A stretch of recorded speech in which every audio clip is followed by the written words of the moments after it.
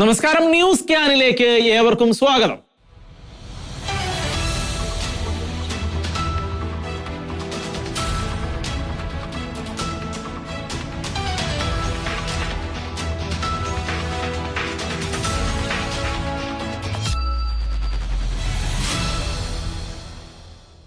ഒരു രാഷ്ട്രം എന്ന നിലയിൽ ഇസ്രായേലും ഒരു ജാതി എന്ന നിലയിൽ യഹൂദന്മാരും സമാനതകളില്ലാത്ത പ്രതിസന്ധികളും അതികഠിനമായ പരീക്ഷകളും അതിജീവിച്ചാണ് ഈ കാലഘട്ടത്തിലേക്ക് എത്തിച്ചേർന്നിരിക്കുന്നത്. കണ്ണൊന്ന് തെറ്റിയാൽ, ശ്രദ്ധ അല്പമൊന്ന് പാളിയാൽ തങ്ങളെ കാത്തിരിക്കുന്നത് വംശനാശമാണെന്ന് യഹൂദർക്ക് നന്നായിട്ട് അറിയാം. അതുകൊണ്ട് തന്നെ തങ്ങൾക്കെതിരെ വന്ന എല്ലാ ആക്രമണങ്ങളെയും ഫലപ്രദമായി തന്നെ ഇസ്രായേൽ നേരിടുകയും പ്രതിരോധിക്കുകയും ചെയ്തിട്ടുണ്ട്. ഈ യുദ്ധങ്ങളിലേക്കെല്ലാം നയിച്ച കാരണങ്ങൾക്ക് തുടക്കമിട്ടത് ഇസ്രായേൽ അല്ലാതിരുന്നതിനാൽ യുദ്ധങ്ങളെല്ലാം കൃത്യമായ തിരിച്ചടികളോ പ്രത്യാക്രമണങ്ങളോ ആണെന്ന കാര്യത്തിൽ തെല്ലും സംശയമില്ല. ഒത്തിരി ആക്രമണങ്ങളെയും സംഘർഷങ്ങളെയും നേരിട്ട് അതിജീവനം കണ്ടെത്തിയ ഇസ്രായേൽ കഴിഞ്ഞ ഒരു വർഷത്തിൽ ഏറെയായി തങ്ങളെ ഉന്മൂലനം ചെയ്യാൻ ഹമാസിന്റെ നേതൃത്വത്തിൽ അണിനിരന്ന തീവ്രവാദികൾക്കെതിരായി അതിശക്തമായ പ്രത്യാക്രമണങ്ങളാണ് നടത്തിക്കൊണ്ടിരിക്കുന്നത്. അതിൽ തങ്ങളുടെ അയൽ രാജ്യമായ ലെബനോനിൽ നിന്ന് ഹമാസിന്റെ മറപറ്റി നിന്ന് തങ്ങൾക്കെതിരെ ആക്രമണങ്ങൾ അഴിച്ചുവിട്ട ഹിസ്ബുള്ള എന്ന തീവ്രവാദി ഗ്രൂപ്പുകൾക്കെതിരെ ഇസ്രായേൽ പുറത്തെടുത്തത് അനിതര സാധാരണമായ തിരിച്ചടികൾ തന്നെയാണ്. ഇപ്പോഴിതാ നീണ്ടകാലത്തെ ആക്രമണങ്ങൾക്കും രക്തച്ചൊരിച്ചിലുകൾക്കും ശേഷം ലെബനോനിലെ തീവ്രവാദ ഗ്രൂപ്പായ ഹിസ്ബുള്ളകളുമായി വെടിനിർത്തൽ കരാറിലേക്ക് ഇസ്രായേൽ എത്തിച്ചേർന്നിരിക്കുന്നു എന്ന ശുഭവാർത്തയാണ് പുറത്തു വന്നിട്ടുള്ളത്. പാലസ്തീന്റെ സ്വാതന്ത്ര്യത്തിനു വേണ്ടി പ്രവർത്തിക്കുന്നവരെന്ന ലേബൽ ഉപയോഗിച്ചാണ് ഹമാസ് എന്ന തീവ്രവാദി സംഘം ആഗോള ഇസ്ലാമികവൽക്കരണം എന്ന തങ്ങളുടെ അജണ്ടകളെയും ഭീകര തിന്മകളെയും ഫലപ്രദമായി മറച്ചു പിടിച്ചത്. അവർ തങ്ങളുടെ നിതാന്ത വൈരികളായി കാണുന്ന ഇസ്രായേലിനെ ഇല്ലാതാക്കാനുള്ള നീക്കങ്ങൾ തുടങ്ങിയിട്ട് പതിറ്റാണ്ടുകൾ പലതായിട്ടുണ്ട്. യഹൂദർ എണ്ണത്തിൽ അത്ര പെരുപ്പം ഉള്ളവർ അല്ലാത്തതിനാൽ വേഗത്തിൽ അവരെ ഉന്മൂലനം ചെയ്യാമെന്ന് കരുതി കരുക്കൾ നീക്കിയ ഹമാസിനും അവരുടെ കയ്യാളുകളായ തീവ്രവാദികൾക്കും അത് കൂട്ടിയാൽ കൂടാത്ത പണിയായും കെണിയായും മാറി എന്നതാണ് പരമപ്രധാനമായ സത്യം. അന്നാളിൽ ഇസ്രായേലിനെ ഞാൻ സകല ജാതികൾക്കും ഒരു ഭാരമുള്ള കല്ലായി വെക്കുമെന്നും അവരെ ചുമക്കുന്നവരൊക്കെ കഠിനമായി മുറിവേൽക്കുമെന്നും പ്രസ്താവിച്ച സർവശക്തനായ ദൈവത്തിന്റെ വചനം ഈ കാലഘട്ടത്തിൽ നിറവേറുകയായിരുന്നു എന്നുള്ളതാണ് പല റിപ്പോർട്ടുകളിൽ നിന്നും നമുക്ക് മനസ്സിലാക്കാൻ കഴിയുന്നത്. എന്നാൽ ചിലപ്പോഴൊക്കെ പരാജയങ്ങളും വേദനകളും ഒക്കെ അവർക്ക് നേരിടേണ്ടിയും വന്നിട്ടുണ്ട്. അത്തരത്തിൽ ഒന്നായിരുന്നു 2023 ഒക്ടോബർ 7 ഹമാസ് തീവ്രവാദികൾ ഇസ്രായേലിലേക്ക് നുഴഞ്ഞു കയറി നടത്തിയ അതിഭീകരമായ ആ ആക്രമണം. അന്ന് 1200ഓളം ഇസ്രായേലിനെ ഈ ഭീകരവാദികൾ കൊന്നു തള്ളുകയും നൂറുകണക്കിന് ഇസ്രായേലിനെ ബന്ദികളാക്കിക്കൊണ്ട് പോവുകയും ഒരുപാട് ആളുകൾക്ക് പരിക്കേൽക്കുകയും ചെയ്യുന്ന സാഹചര്യമുണ്ടായി. അതോടെയാണ് ഹമാസിനെതിരെ കടുത്ത തിരിച്ചടികളുമായി ഇസ്രായേൽ കളത്തിലിറങ്ങുന്ന സാഹചര്യമുണ്ടായത്.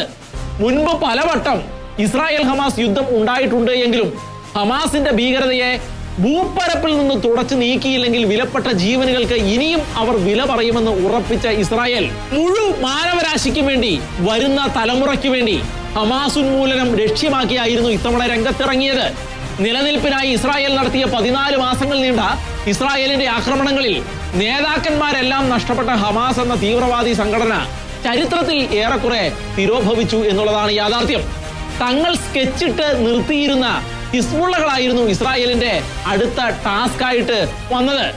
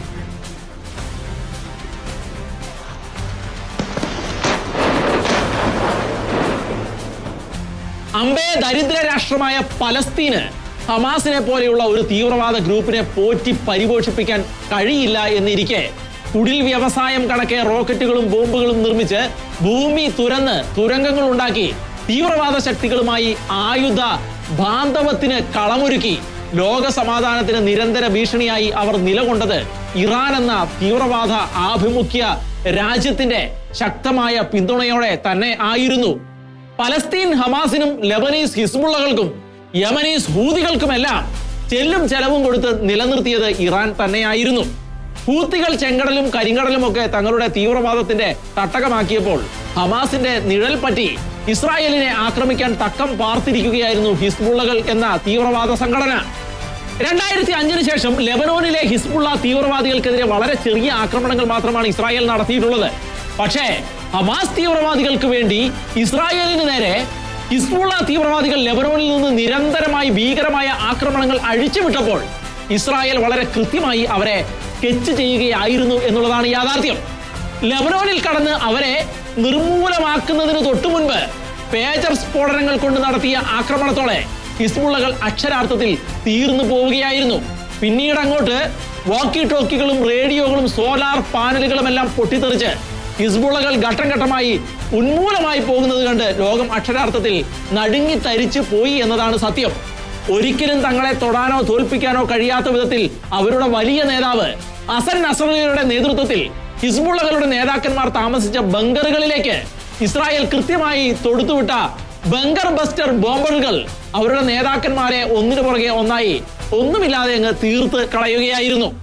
ലെബനോനിലെ ജനങ്ങൾക്ക് കൃത്യമായ മുന്നറിയിപ്പുകൾ നൽകിക്കൊണ്ട് ഇസ്രായേൽ നടത്തിയ യുദ്ധത്തിൽ ഹിസ്ബുള്ളകളുടെ പ്രധാനപ്പെട്ട നേതാക്കന്മാരും തീവ്രവാദികളിൽ ഭൂരിപക്ഷവും കൊല്ലപ്പെടുന്ന സാഹചര്യമാണ് ഉണ്ടായത്.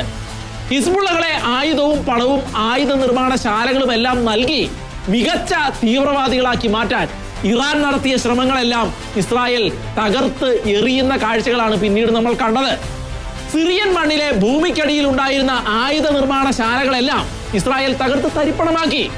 എല്ലാറ്റിന്റെയും ഒടുവിൽ വെടിനിർത്തൽ എന്ന സമാധാന സന്ധിയിലേക്ക് എത്തിച്ചേരാൻ ഇങ്ങനെയെല്ലാമാണ് ഹിസ്ബുള്ളകൾ അങ്ങ് നിർബന്ധിതരായി മാറിയത്.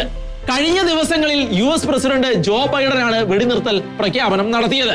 I just spoke with the Prime Minister of Israel and Lebanon. I'm pleased to announce that their governments have accepted the United States proposal to end the devastating conflict between Israel and Hezbollah. I want to thank President Macron of France for his partnership in reaching this moment. Under the deal reached today, effective at 4 a.m. tomorrow local time, the fighting across the Lebanese-Israeli border will end. Will end. This is designed to be a permanent cessation of hostilities. What is left of Hezbollah and other terrorist organizations will not be allowed, well, I emphasize, will not be allowed to threaten the security of Israel again. At the same time, this deal supports Lebanon's sovereignty. And so it heralds a new start for Lebanon. And just as the Lebanese people deserve a future of security and prosperity, so do the people of Gaza. They too deserve an end to the fighting and displacement. The people of Gaza have been through hell. Their world's absolutely shattered. Far too many civilians in Gaza have suffered, far too much. Over the coming days, the United States will make another push with Turkey, Egypt, Qatar, Israel, and others to achieve a ceasefire in Gaza. With the hostages released and the end of the war without Hamas in power, that becomes possible. വിശുദ്ധ വേദപുസ്തകത്തിൽ Solomon രാജാവിന്റെ പ്രധാനപ്പെട്ട നഗരമായിരുന്ന ലെബനോൻ മികച്ച യൂണിവേഴ്സിറ്റികളും സാംസ്കാരിക കേന്ദ്രങ്ങളും ഒക്കെയായി വികസനോന്മുഖമായി നീങ്ങിക്കൊണ്ടിരുന്ന ക്രൈസ്തവ ഭൂരിപക്ഷ പ്രദേശമായിരുന്നു. ലെബനോന്റെ ആ മുന്നേറ്റങ്ങളെല്ലാം തകർത്ത് തരിപ്പണമാക്കി അവിടെ കലാപങ്ങളും പൊട്ടിത്തെറികളും നടത്തി അവിടെ ഉണ്ടായിരുന്ന ക്രൈസ്തവരെ മുഴുവൻ തല്ലി ഓടിച്ച് അവരുടെ സ്ത്രീകളെയും കുട്ടികളെയും എല്ലാം മാനസികവും ശാരീരികമായി പീഡിപ്പിച്ചും അടിമകളാക്കിയും ആ രാജ്യത്തെ ഹൈജാക്ക് ചെയ്തത് പലസ്തീനിൽ നിന്ന് കടന്നു വന്ന അധിനിവേശ ശക്തികളായ ഇസ്ലാമിക തീവ്രവാദികളായിരുന്നു. ഹമാസിനൊപ്പം നിന്ന് പലപ്പോഴും തങ്ങളെ ആക്രമിക്കാൻ ഒരുങ്ങി നിന്ന ഹിസ്ബുള്ളകൾക്കെതിരെ ഇസ്രായേലിനുള്ളത് നീണ്ട 4 പതിറ്റാണ്ടിന്റെ പോരാട്ട ചരിത്രമാണ്. അത് 1982 മുതൽ കഴിഞ്ഞ ദിവസം താൽക്കാലിക വെടിനിർത്തൽ പ്രാബല്യത്തിൽ വരുന്നതുവരെ അങ്ങനെ തുടരുകയാണ്. 40 വർഷങ്ങൾക്കപ്പുറത്ത് പലസ്തീൻ ലിബറേഷൻ ഓർഗനൈസേഷൻ തങ്ങൾക്കെതിരെ നടത്തിയ ആക്രമണങ്ങൾക്ക് കൃത്യമായ മറുപടി നൽകിക്കൊണ്ട് ഇസ്രായേൽ ലെബനോനെ തിരിച്ചടിച്ച ഇടത്തു നിന്നാണ് ഹിസ്ബുള്ള എന്ന തീവ്രവാദ സംഘടന ആവിർഭവിക്കുന്നതും ഇസ്രായേലുമായി സംഘടനകൾ ആരംഭിക്കുന്നതും. മിഡിൽ ഈസ്റ്റിൽ അതിവേഗം വളർന്നുകൊണ്ടിരിക്കുന്ന ഇസ്രായേലിനെ പകയോടെയും അസൂയയോടെയും നോക്കിക്കൊണ്ടിരിക്കുന്ന ഇറാൻ എല്ലാ വിധത്തിലുമുള്ള പിന്തുണകൾ നൽകിക്കൊണ്ടാണ് ഷിയ ഐഡന്റിറ്റിയിൽ ഹിസ്ബുള്ള ഭീകരവാദികൾക്ക് രൂപം കൊടുത്തത്. ബെയ്റൂട്ടിന്റെ തെക്കൻ മേഖലകളിലും ബക്ക താഴ്വരയിലും നിരവധി യുവാക്കളെ റിക്രൂട്ട് ചെയ്തുകൊണ്ട് ഹിസ്ബുള്ളകൾ മിഡിൽ ഈസ്റ്റിലെ പ്രബല തീവ്രവാദ ശക്തിയായി വികാസം കൊള്ളുന്ന കാഴ്ചയാണ് പിന്നീട് കണ്ടത്. 3 വർഷങ്ങൾക്കുള്ളിൽ ലെബനോന്റെ ഭൂരിഭാഗം പ്രദേശങ്ങളിലും ഹിസ്ബുള്ള ശക്തി പ്രാപിച്ചു. അവിടെ തുടങ്ങുകയാണ് ഹിസ്ബുള്ളകളും ഇസ്രായേൽ അടക്കമുള്ള വിദേശ രാജ്യങ്ങളും തമ്മിലുള്ള കലാപങ്ങളും പോരാട്ടങ്ങളും. ബെയ്റൂട്ടിലെ ഫ്രഞ്ച് അമേരിക്കൻ സൈനിക ബാരക്കുകൾക്ക് നേരെ 1983 ഹിസ്ബുള്ളകൾ ആക്രമണം നടത്തുകയുണ്ടായി. നീണ്ട 10 വർഷങ്ങൾക്ക് ശേഷം ലെബനീസ് രാഷ്ട്രീയത്തിൽ സാന്നിധ്യമുറപ്പിച്ച ഹിസ്ബുള്ളകൾ സൈനികമായും രാഷ്ട്രീയമായും ശക്തമാവുന്ന കാഴ്ചയാണ് പിന്നീട് കണ്ടത്. ആ ഘട്ടത്തിലാണ് ഇസ്രായേലിനെതിരെയുള്ള ആക്രമണങ്ങൾ അവർ ശക്തമാക്കുകയും ചെയ്തത്. അതിനുള്ള ശക്തമായ തിരിച്ചടിയായി വടക്കൻ ഇസ്രായേലിനെ സംരക്ഷിക്കുവാൻ ഇസ്രായേൽ ഓപ്പറേഷൻ അക്കൗണ്ടബിലിറ്റി ആരംഭിക്കുകയായിരുന്നു.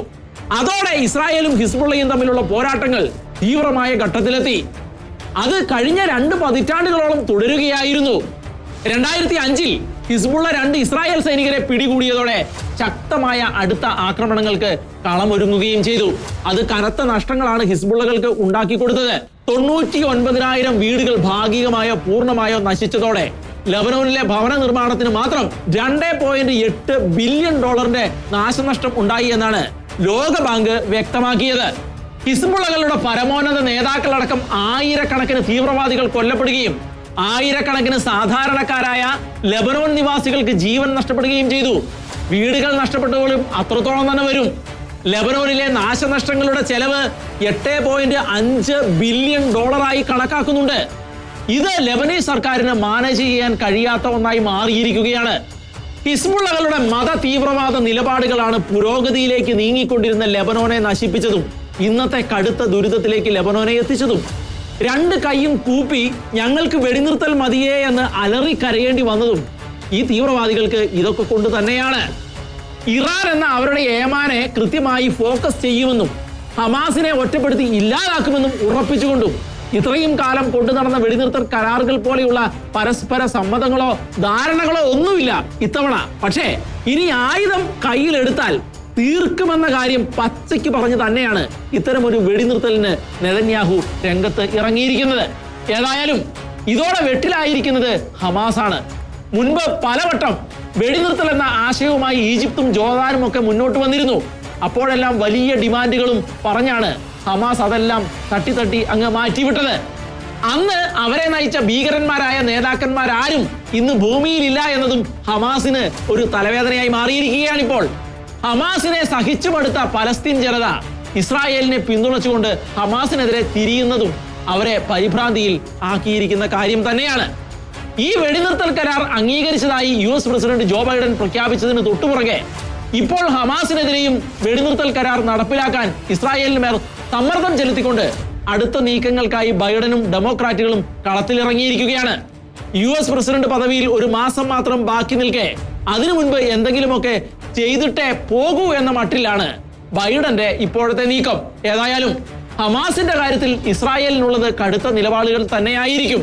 എന്നാൽ ഇസ്രായേലും ലെബനോനും തമ്മിലുള്ള വെടിനിർത്തൽ കരാറിനെ സ്വാഗതം ചെയ്ത് രംഗത്ത് വന്ന ഇന്ത്യ ഇസ്രായേലും ലെബനോനും പ്രഖ്യാപിച്ച വെടിനിർത്തലിനെ തങ്ങൾ സ്വാഗതം ചെയ്യുന്നുവെന്നും സംഘർഷം കുറയ്ക്കാനും സംയമനം പാലിക്കാനും സംഭാഷണത്തിന്റെയും നയതന്ത്രത്തിന്റെയും പാതയിലേക്ക് തിരിച്ചു വരാൻ ഞങ്ങൾ എല്ലായ്പ്പോഴും ആഹ്വാനം ചെയ്തിട്ടുണ്ടെന്നും ഈ നീക്കം വിശാലമായ മേഖലയിൽ സമാധാനത്തിനും സ്ഥിരതയ്ക്കും വഴിയൊരുക്കുമെന്നും അഭിപ്രായപ്പെട്ടുകൊണ്ട് രംഗത്ത് വരികയുണ്ടായി.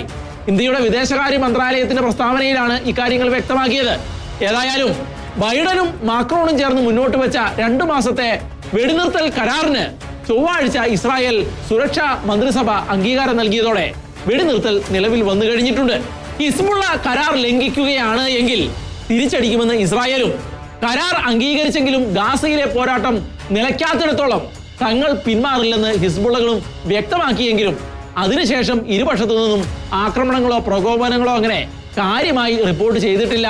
എങ്കിലും ചില ആക്രമണങ്ങൾ ഇപ്പോഴും നടക്കുന്നുണ്ട് എന്നുള്ളതും ഒരു വാസ്തവമായി അവശേഷിക്കുകയാണ്.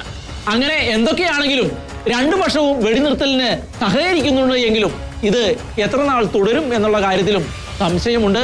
നമുക്ക് വരുന്നത് എന്താണെന്ന് കാത്തിരുന്ന് കാണാം.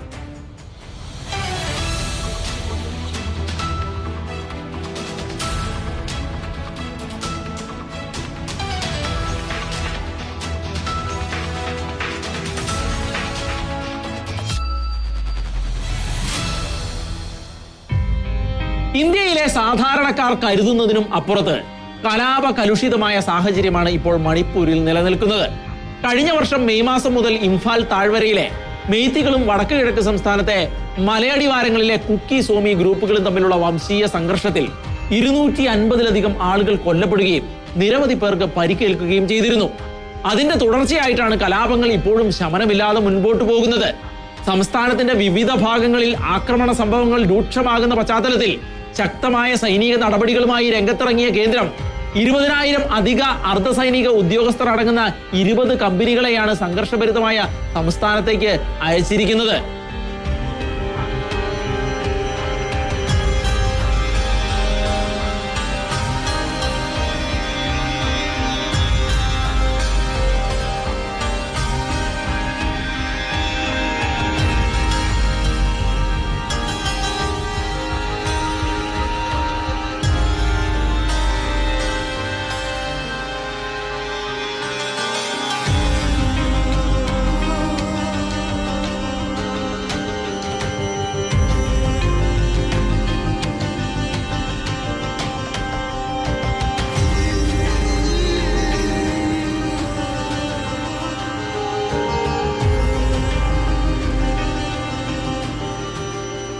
മുൻപ് ആഭ്യന്തരമന്ത്രി അമിത്ഷാ ഇടപെട്ടതിനെ തുടർന്ന് 50 കമ്പനി അർദ്ധസൈനിക വിഭാഗത്തെ സംസ്ഥാനത്ത് വിന്യസിച്ചിരുന്നു. ഇതോടെ കഴിഞ്ഞ 10 ദിവസത്തിനിടെ വടക്ക് കിഴക്കൻ സംസ്ഥാനത്ത് നിലയുറപ്പിച്ചിരിക്കുന്ന 90,000 അധിക അർദ്ധസൈനിക ഉദ്യോഗസ്ഥരടക്കം 90 കമ്പനികളാണ് മണിപ്പൂരിൽ ക്രമസമാധാന പരിപാലനത്തിനായി രംഗത്തിറങ്ങിയിരിക്കുന്നത്. നവംബർ 7-ന് ജിരിബാം ജില്ലയിലെ സൈറൌൺ ഗ്രാമത്തിലെ വീട്ടിൽ അമർ സമുദായത്തിൽ നിന്നുള്ള അധ്യാപികയായ ഒരു യുവതിയെ തീ കൊളുത്തി കൊന്നതോടെയാണ് സ്ഥിതിഗതികൾ കൂടുതൽ വഷളായി തുടങ്ങിയത്. അതിന് പ്രതികാരമായി 3 മെയ്തേയ് സ്ത്രീകളെയും അവരുടെ തന്നെ 3 കുട്ടികളെയും അമർ കുക്കി വില്ലേജ് ഗാർഡുകൾ തട്ടിക്കൊണ്ടുപോയി കൊലപ്പെടുത്തുന്ന സാഹചര്യമുണ്ടായി. അതിനുശേഷമുള്ള 3 ആഴ്ചകൾക്കിടയിൽ ഏറെക്കുറെ 16 വ്യത്യസ്ത അക്രമ സംഭവങ്ങളാണ് സംസ്ഥാനത്ത് ഉടനീളം റിപ്പോർട്ട് ചെയ്തിരിക്കുന്നത്. കൊലപാതകങ്ങളും കൊള്ളിവെപ്പുകളും കിഡ്നാപ്പിങ്ങും വെടിവെപ്പും അടക്കം അങ്ങേയറ്റം ഗുരുതരമായ കുറ്റകൃത്യങ്ങളാണ് അരങ്ങേറിക്കൊണ്ടിരിക്കുന്നത്. ജിരിബാമിൽ മാത്രം 20 പേരെങ്കിലും കൊല്ലപ്പെട്ടിട്ടുണ്ടെന്നാണ് റിപ്പോർട്ടുകൾ സൂചിപ്പിക്കുന്നത്. ജിരിബാം ബോറബക്രയിലെ CRPF ക്യാമ്പ് ആക്രമിച്ച സംഭവത്തിൽ ഹമർ കുക്കി വിഭാഗത്തിലെ 10 പേരെ സൈന്യം കൊലപ്പെടുത്തിയിരുന്നു. ഇതേ സമയം തന്നെ മെയ്തേയ് വിഭാഗത്തിൽപ്പെട്ട 3 കുട്ടികൾ ഉൾപ്പെടെ 6 പേരെ ബോർബക്ര പോലീസ് സ്റ്റേഷൻ പരിസരത്തെ ദുരിതാശ്വാസ ക്യാമ്പിൽ നിന്ന് തട്ടിക്കൊണ്ടുപോവുകയും ഇവരുടെ മൃതദേഹങ്ങൾ ബറാക്ക് ജിരി നദികളിൽ കാണപ്പെടുകയും ചെയ്തു. ഇതോടെയാണ് സ്ഥിതിഗതികളെല്ലാം താറുമാറായത്. ജിരിബാമിലെ കലാപത്തെക്കുറിച്ച് മുഖ്യമന്ത്രി ബിരേൻ സിംഗ് പറഞ്ഞത് ഇങ്ങനെയാണ്. Today, very unfortunate accident, but not confirmed where he is. One people are missing he is from the Loitang Khunu, and as per the report available to me, he went there inside the army campus for works. He was doing their financial works for some officer. But up to 2 p.m. he was having connect with his family. But after 2:30, the connection has lost with him. His phone has kept off. Then the information has come to the police, and the police has already filed an FIR, 0 FIR, and still searching and investigation is on, and we will continue it. And secondly, on 18th November, the Manipur State NDA Legislature Forum took a decision and assigned to the Government of India for implementation. On that particular points, there are 3-4 points, including removal of APSPA from the 6 new police station, and case relating to the Jiribam heinous killing cases will be handed over to the NIA, and mass bombing operation against those terrorists will be continued. അതിൽ ഏറ്റവും പരിതാപകരമായ സംഭവം ജിരിബാമിലെ അക്രമത്തിൽ 8 മാസം പ്രായമുള്ള കുട്ടിക്ക് വെടിയേറ്റ് കണ്ണ് നഷ്ടപ്പെട്ടതായി വെളിപ്പെടുത്തിക്കൊണ്ടുള്ള പോസ്റ്റ്മോർട്ടം റിപ്പോർട്ട് പുറത്തു വന്നതാണ്. ഈ കുഞ്ഞിന്റെ ഇടത് കാൽമുട്ടിന് വെടിയേറ്റത് കൂടാതെ 2 കണ്ണുകൾ നഷ്ടപ്പെട്ടു. തലയോട്ടിയിലെയും വലത് തോളിലെയും ഒടിവുകൾ ഉൾപ്പെടെ 1-ലധികം മൂർച്ചയുള്ള മുറിവുകളും റിപ്പോർട്ടിലുണ്ട്. കൂടാതെ 2.5 വയസ്സും 8 വയസ്സും പ്രായമുള്ള 2 കുട്ടികളും അതിക്രൂരമായി പീഡിപ്പിക്കപ്പെട്ട ശേഷമാണ് വെടിയേറ്റ് കൊല്ലപ്പെട്ടിരിക്കുന്നത്. ഈ സംഭവത്തിന്റെ ബാക്കി പത്രം എന്നവണ്ണം കൊല്ലപ്പെട്ട ഇരകളുടെ പോസ്റ്റ്മോർട്ടം റിപ്പോർട്ടുകളിൽ അവരുടെ ശരീരത്ത് വെടിയുണ്ടകളും അതികഠിനമായ ആഘാതവും അടക്കമുള്ള ഭയാനകമായ വിശദാംശങ്ങൾ വെളിപ്പെടുത്തിയിട്ടുമുണ്ട്. കുക്കികളിലെ ഒരുപറ്റം പോപ്പി കൃഷിക്കാരുടെ ചെറുത്തുനിൽപ്പ് വകവയ്ക്കാതെ കാങ്പോക്കി പോലീസ്, CRPF, ജില്ലാ ഭരണകൂടം എന്നിവർ സംഘമായി കാങ്പോക്കി ജില്ലയിലെ സൈദൂർ സബ് ഡിവിഷനിലെ മഖാൻ ഗ്രാമത്തിന് സമീപം 12 ഏക്കറിലെ അനധികൃത പോപ്പി കൃഷി നശിപ്പിച്ചതാണ് പുതിയ സംഭവം. തുടർന്ന് പോപ്പി കൃഷിക്കാരായ ഏതാനും കുക്കികൾ കൂട്ടമായി ചേർന്ന് പോലീസിനെ ആക്രമിച്ചു. ഇതേ തുടർന്ന് 4 ദിവസത്തിനകം സർക്കാർ നടപടി സ്വീകരിക്കണമെന്ന് ആവശ്യപ്പെട്ടുകൊണ്ട് നാഗാഭൂരിപക്ഷ പ്രദേശമായ മഖാനിലെ വില്ലേജ് അതോറിറ്റി പ്രതിഷേധവുമായി രംഗത്ത് വരുന്ന സാഹചര്യമുണ്ടായി. നിലവിലെ സംഘർഷം പരിഹരിക്കുന്നതുവരെ കേന്ദ്ര ആഭ്യന്തരമന്ത്രി അമിത്ഷായെ ഉടൻ ബഹിഷ്കരിക്കാൻ മെയ്തേയി സിവിൽ സൊസൈറ്റി ഓർഗനൈസേഷനുകളുടെ ജോയിന്റ് ബോഡിയായ കൊക്കോമി തീരുമാനം എടുത്തിരിക്കുകയാണ്. കുക്കികളുമായി ചേർന്ന് മെയ്തികളായ തങ്ങൾക്കെതിരെ കേന്ദ്രം നടത്തുന്ന പ്രോക്സി യുദ്ധമാണ് ഇപ്പോൾ നടക്കുന്നതെന്നാണ് കൊക്കോമി ആരോപിക്കുന്നത്. പാവപ്പെട്ട മനുഷ്യരുടെ ജീവനുകൾ എടുത്ത് തികച്ചും വംശീയമായി ഇംഫാലിൽ പടരുന്ന കലാപം 1.5 വർഷം പിന്നിട്ടിട്ടും ശമനമില്ലാതെ തുടരുന്നത് രാജ്യത്തിന് വലിയ നൊമ്പരമായി മാറിയിരിക്കുകയാണ്.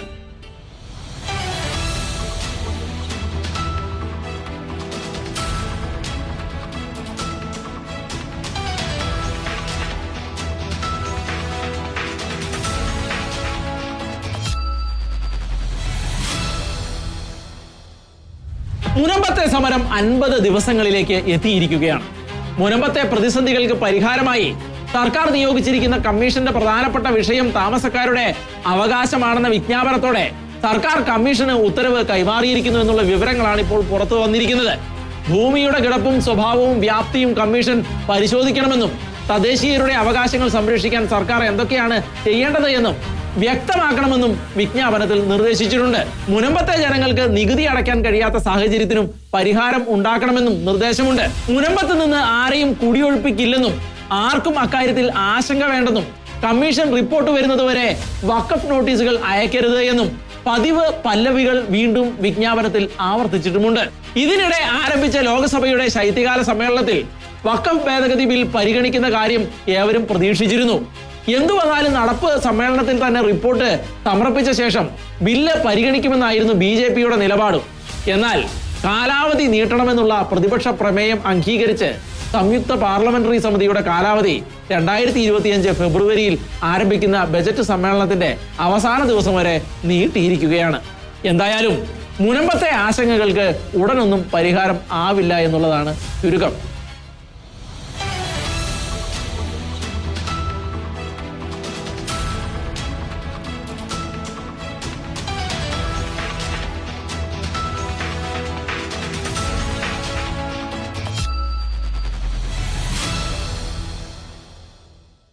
ന്യൂസ് കാൻ സമാപിക്കുന്നു. ഇനി അടുത്ത ആഴ്ച.